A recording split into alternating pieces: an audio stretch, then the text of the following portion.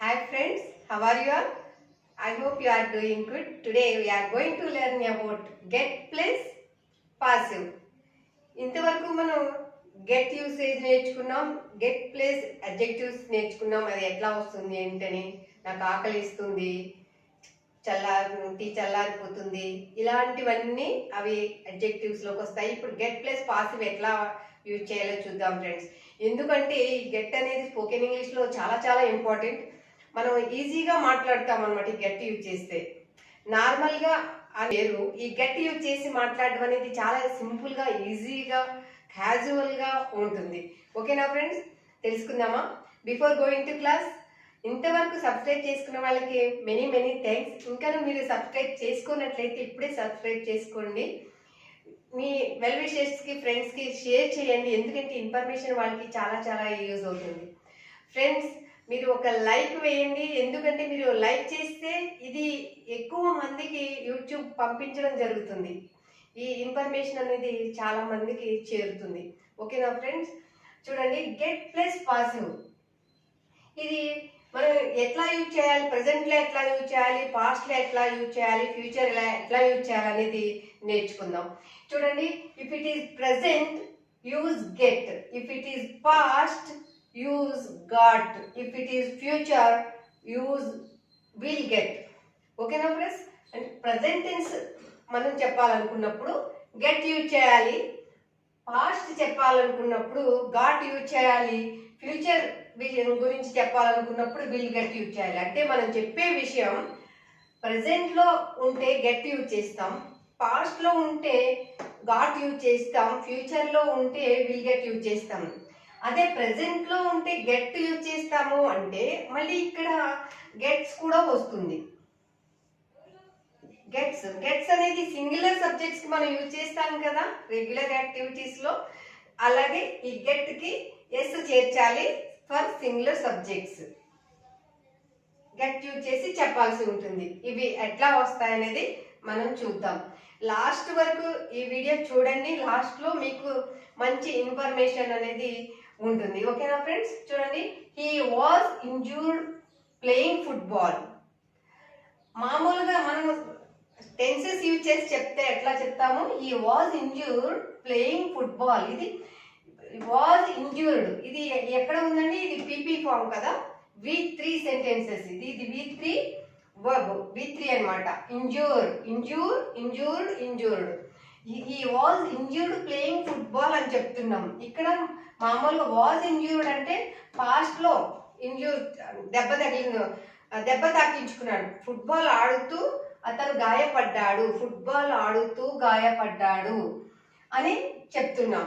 అదే get use చేస్తే ఎట్లా యూజ్ చేస్తాం చూడండి, he got injured playing football ఆడుతూ అతను గాయపడ్డాడు. ఈ గాట్ అంటే వాజ్ ప్లేస్ లో గాట్ యూజ్ చేసాం అంతే ఫ్రెండ్స్. వాజ్ ప్లేస్ లో గాట్ యూజ్ చేసాం, ఎక్కడ చేంజ్ అవ్వలేదు. చూడండి, he was injured playing football, he got injured playing football, that's all. చూడండి, all the cake was eaten quickly. Cake అంతా త్వరగా తినేసారు. కేక్ అంతా త్వరగా తినేసారు అంటే కేక్ తినేయబడింది. ఎవరు తిన్నారు అనేది మనం ఇక్కడ చెప్పట్లేదు అనమాట. సబ్జెక్ట్ మనకి తెలిసినా తెలియకపోవచ్చు, ఒకవేళ తెలిసినా కూడా చెప్పడం మనకి ఇష్టం లేకపోవచ్చు. ఎవరు తిన్నారో మనకు తెలుసు, కానీ వాళ్ళు ఎవరు తిన్నారో చెప్పడం మనకి ఇష్టం లేదు, లేదా ఆ తిన్న వాళ్ళు ఎవరో మనకి తెలియకపోవచ్చు కూడా. అప్పుడే మనం ఎట్లా చెప్తాం, all the cake was eaten quickly, ఆ కేక్ చాలా త్వరగా తినేయబడింది అని చెప్పాం. ఇది వాజ్ ప్లేస్ లో మనం గెట్ యూజ్ చేయాలన్నమాట. గెట్ యూజ్ చేస్తే ఎట్లా ఉంటుంది, all the cake got eaten quickly. All the cake అంతా తినేయబడింది, త్వరగా తినేయబడింది. All the cake got eaten quickly. ఓకేనా సబ్జెక్ట్స్. పాసివ్ అంటే ఏంటి, మనం సబ్జెక్ట్ కి ఇంపార్టెన్స్ ఇస్తే యాక్టివ్ లో చెప్తాము, ఆబ్జెక్ట్ కి ఇంపార్టెన్స్ ఇచ్చి చెప్పాలంటే పాసివ్ లో చెప్తాము. చాలా విషయాలకి మనం సబ్జెక్ట్ తో పని ఉండదు. ద మిర్రర్ వాజ్ బ్రోకెన్, ఆ మిర్రర్ పగిలిపోయింది. అది ఎవరు పగలగొట్టారో మనకు తెలియదు. అప్పుడు ఏం చేస్తాం, ద మిర్రర్ వాజ్ బ్రోకెన్ అని చెప్తాం. సబ్జెక్ట్ గురించి మనం ఎవరు పగలగొట్టారో మనకి తెలీదు, మన గాట్ కూడా చెప్పొచ్చు, the mirror got broken, the mirror got broken, mirror పగలగొట్టబడింది. ఎవరు పగలగొట్టారో మనకు తెలియదు, ఒకవేళ తెలిసినా అది మనం చెప్పదలుచుకోలేదు అన్నప్పుడు ద మిర్రర్ వాజ్ బ్రోకెన్. ఇట్లా కూడా మనం ఈజీగా చెప్పొచ్చు ఫ్రెండ్స్. చూడండి, all the cake got eaten quickly, cake అంతా త్వరగా తినేయబడింది.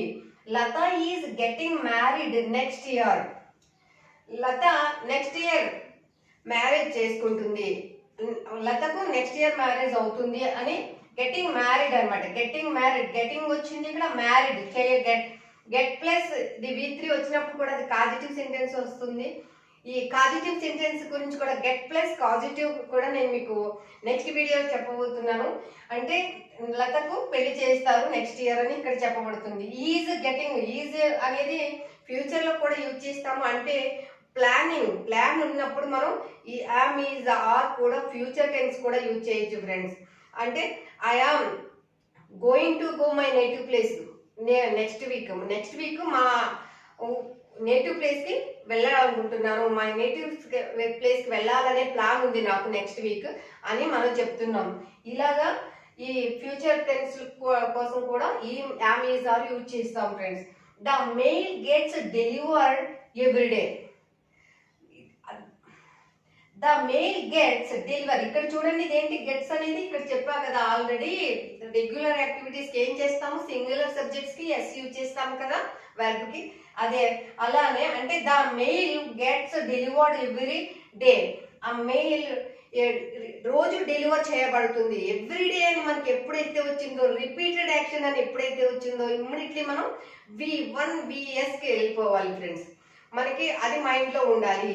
V1 VS every day, every week, every year, every month అని ఎప్పుడైతే చెప్పామో ఇమ్మీడియట్లీ మనకి అది రిపీటెడ్ యాక్షన్స్ అంటే V1 ఆర్ VS వస్తుంది. Subject plus V1 or VS plus object అనేది మన మైండ్లోకి ఇట్లా వచ్చేసేయాలి. ఓకేనా ఫ్రెండ్స్?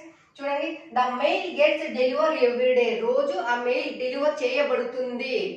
ఎవరు చేస్తున్నారో మనం చెప్పట్లేదు ఇక్కడ. అది చేసేవాళ్ళు ఎవరు మనకు తెలియచ్చు, లేదంటే తెలియకపోవచ్చు. కానీ అది చేస్తున్న వాళ్ళని సబ్జెక్ట్ అంటే సబ్జెక్ట్ చేస్తున్న వాళ్ళు ఏమంటే ఎవరు, సబ్జెక్ట్ కదా. ఆ సబ్జెక్ట్ని చెప్పాల్సిన అవసరం ఇక్కడ లేదనమాట. అందుకనే ఆ మెయిల్ డెలివర్ చేయబడుతుంది అని చెప్తున్నాం, కానీ ఎవరు డెలివర్ చేస్తారో అనేది మనం ఇక్కడ చెప్పబోట్లేదు. ఓకేనా friend? He will get fired, చూడండి, he will get fired if he comes to work late again. అతను కనుక మళ్ళీ లేట్గా వర్క్కి వచ్చాడంటే అతని పనిలోంచి తీసేస్తారు అని ఇక్కడ చెప్తున్నాం. He will get fired if he comes to work late again. అతను మళ్ళీ లేట్గా వస్తే పనిలోంచి తీసేస్తారు. మై ఫైల్ గాట్ డిలీటెడ్, నా ఫైల్ డిలీట్ చేయబడింది. అంటే మా కోవర్కరు ఎవరో డిలీట్ చేసేసారు.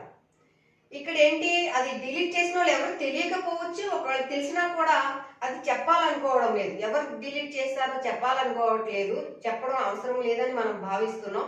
అలాంటప్పుడు ఏం చేస్తాము, మై ఫైల్ గాట్ డిలీటెడ్, నా ఫైల్ డిలీట్ చేయబడింది, నా ఫైల్ డిలీట్ అయిపోయింది అంటాం కదా, నా ఫైల్ డిలీట్ చేయబడింది.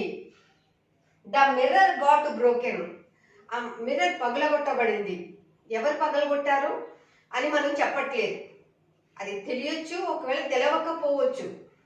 తెలిసినా చెప్పడం అనేది మనకి ఇక్కడ అనవసరం, ఏం యూజ్ లేదు అనిపించవచ్చు. ఎవరు పగలగొట్టారో చెప్పడం ఇష్టం లేకపోవచ్చు. అలా అంటప్పుడు ద మిర్రర్ గాట్ బ్రోకెన్, ఆ మిర్రర్ పగలగొట్టబడింది అని చెప్తాం. He got hit by a car, అంటే he was hit by a car, he was hit by a car అని కామన్ గా మనం చెప్తాం. He was hit by a car, అతన్ని ఒక కారు హిట్ చేసిందని పాసివ్ వాయిస్ లో చెప్తాం. అదే వాజ్ ప్లేస్ లో గెట్ యూజ్ చేసి చెప్తున్నాం అంతే. He got hit by a car, అతను ఒక కారుతో డాష్ ఇవ్వబడ్డాడు, హిట్ చేశాడు, కారుతో హిట్ చేయబడ్డాడు అనేసి కారుతో హిట్ చేయబడ్డాడు, కొట్టబడ్డాడు అనే మనకి ఇక్కడ మీనింగ్ వస్తుంది ఫ్రెండ్స్. చూసారా, ఇలాగా ఈ పాసివ్ వాయిస్ అనేది మనం యూజ్ చేయొచ్చు. If it is present use get or gets. If it is past, use got. If it is future, use will get. That's all. అంతకు మించి ఏం లేదండి. అంటే ఏమైతే బీ ఫార్మ్స్ ఉన్నాయో వాటి ప్లేస్ లో గాట్ పెడతారు. బీ ఫార్మ్స్ అంటే ఏంటి? Am, is, are, was, were, will be, shall, ఇవే కదా బీ ఫార్మ్స్ అంటే. ఆ బీ ఫార్మ్స్ ప్లేస్ లో గాట్ యూజ్ చేసేస్తాం ఫ్రెండ్స్. ఈ బీ ఫార్మ్స్ యూజ్ చేసి చెప్పడం అనేది కరెక్ట్ గా అనిపించదు. స్పోకెన్ ఇంగ్లీష్ లో ఈ గాట్ అనేది చాలా చాలా యూజ్ చేస్తాం. ఈ బీ ఫార్మ్స్ ప్లేస్ లో గాట్ పెట్టి చెప్పాలి. బీ ఫార్మ్స్ ఇప్పుడు పాసివ్ వాయిస్ అంటే ఏమొస్తాయి? బీ ఫార్మ్స్ పక్కన am, is, are, was, were, will be, వీటి తర్వాత V3 వస్తుంది. V3 వస్తే పాసివ్ వాయిస్ అంటాం కదా. V3 కంపల్సరీ పాసివ్ వాయిస్ అంటేనే V3 వస్తుంది. గెట్ ఈ ఏదైతే ఉందో ఈ గాట్ ఇంజూర్డ్. చూడండి, వాజ్ ప్లేస్ లో గాట్ వచ్చింది, మిగిలినంతా యాజ్ ఇట్ ఈజ్ వచ్చేస్తుంది. చూడండి, all the cake was eaten quickly. Was eaten అనేది పీపీ ఫార్మ్ వాజ్. చూసారా, అది ఏమో అయింది ఇక్కడ, గాట్ ఈటెన్ అయింది అంతే. వాజ్ ఈటెన్ అలా గాట్ ఈటెన్ అయింది. వాజ్ ఇంజ్యూర్డ్ అలా గాట్ ఇంజ్యూర్డ్ అయింది అంతే ఫ్రెండ్స్. చూడండి, ఈజ్ గెటింగ్ మ్యారీడ్. ఇదేంటి? V3. మ్యారీడ్ అంటే V3 కదా. చూసారా, Lata is getting married next year. The mail gets delivered every day. చూడండి, గెట్స్ డెలివర్డ్, రోజు డెలివర్ చేయబడుతుంది. He will get fired. Get fired if he comes to work late again. If he comes అంటే రోజు అతను he comes to work late again అంటే అతను రోజు late గా వస్తున్నాడు, మళ్ళీ లేట్ గా వచ్చాడంటే కనుక అతను జాబ్ నుంచి తీసేస్తారు అని ఇక్కడ చెప్పడం అవుతుంది. The file got deleted delete చేయబడింది. The mirror got broken. Mirror పగలగొట్టబడింది. చూడండి, he got hit by a car.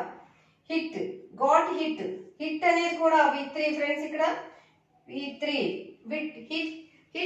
Hit V1 hit, V2 hit, V3 also hit. He got hit by a car.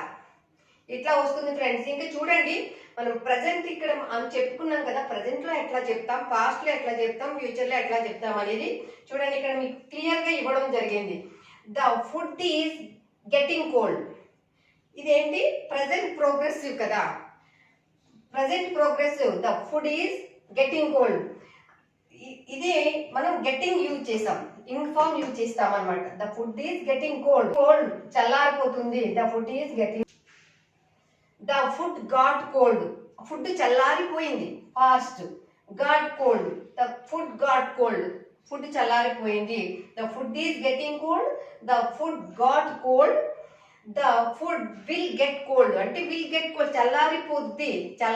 The food అది food చల్లగా అయిపోద్ది, త్వరగా తినండి అంటాం కదా. ఫుడ్ చల్లగా అయిపోద్ది ఫ్యూచర్, త్వరగా తినండి. ఆఫ్టర్ 10 minutes కానీ ఆఫ్టర్ 5 minutes నుంచి కూడా మనం విల్ యూజ్ చేసి ఫ్యూచర్ టెన్స్ చెప్తాం కదా, అదే. The food will get cold. The food gets cold every day. ఆ ఫుడ్ రోజు చల్లగా అయిపోతుంది. The food gets cold every day. Food రోజు చల్లగా అయిపోతుంది అంటే ఇక్కడ చూడండి, ఇక్కడ ఈజ్ గెటింగ్ వచ్చింది కదా, అది ప్రోగ్రెసివ్ యాక్షన్ లో మనం ఈజ్ గెటింగ్ యూజ్ చేస్తాము. ద ఫుడ్ గాట్ అంటే పాస్ట్ యాక్షన్స్, గడిచిపోయిన వాటికి జరిగిపోయిన విషయాలు చెప్పాలంటే గాట్ యూజ్ చేస్తాము. The food will get cold, future లో జరగబోయే దానికి విల్ గెట్ యూజ్ చేస్తున్నాము. The food gets cold every day. Repeated action, daily జరిగే యాక్షన్ గురించి చెప్పేటప్పుడు గెట్స్ యూజ్ చేస్తున్నాం. ద ఫుడ్ అనేది సింగులర్ వర్బ్స్, ద ఫుడ్ అంటే సింగులర్ సబ్జెక్ట్స్ కాబట్టి the food gets cold, gets అనేది యూజ్ చేస్తాం ఫ్రెండ్స్, అంతే. The food gets cold every day, రోజు ఆ ఫుడ్ చల్లగా అయిపోతుంది. ఇలా మనం డైలీ రిపీటెడ్ యాక్షన్ చెప్పాలంటే ఇట్లా V1 + VS చెప్తాము. ఓకేనా ఫ్రెండ్స్? ప్రోగ్రెసివ్ యాక్షన్ లో అయితే గెటింగ్ వస్తుంది, పాస్ట్ యాక్షన్ లో గాట్, ఫ్యూచర్ యాక్షన్ లో అయితే విల్ గెట్ యూజ్ చేస్తాం ఫ్రెండ్స్. ఓకేనా? ఇది మీకు చక్కగా అర్థమైందని నేను అనుకుంటున్నాను. మీకు ఏమైనా డౌట్స్ ఉంటే మెసేజ్ చేయండి ఫ్రెండ్స్, ఎందుకంటే ఎలా ఉందో మీరు చెప్పండి. మీకు కరెక్ట్గా అర్థమవుతుందా, ఇంకా ఎలా చెప్తే బాగుంటుంది అని మీరు ఎక్స్పెక్ట్ చేస్తున్నారు, మీకు ఇంకా ఇందులో ఏం తెలుసుకోవాలనుకుంటున్నారు, చాట్ బాక్స్లో చాట్ చేయండి, డిఎం చేయండి. ఓకేనా ఫ్రెండ్స్? మీరు లైక్ చేసినా మెసేజ్ చేసినా మాకు ఎంకరేజ్మెంట్గా ఉంటుంది కదా. ఓకేనా? Thank you so much for watching this video. If you like this video, please like, share, subscribe. Thank you.